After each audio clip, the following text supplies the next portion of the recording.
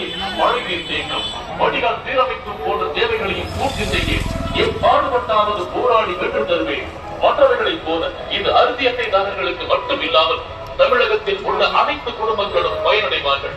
நிகழப் போகும் மக்கள் தன்மையில் இந்த மாபெரும் புரட்சியின் முழு பெருமையும் தீநகர் தொகுதி மக்களாகிய தாங்களையே தான்.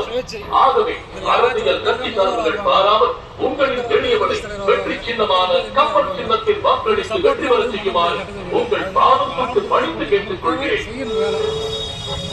உங்கள் குடும்பத்தில் ஒருவனாகதான் மற்றவர்களுக்கு அவர்கள் குடும்பத்திற்காக மட்டுமே நீங்கள் வாக்களிப்பேன். கப்பல் சின்னத்தில்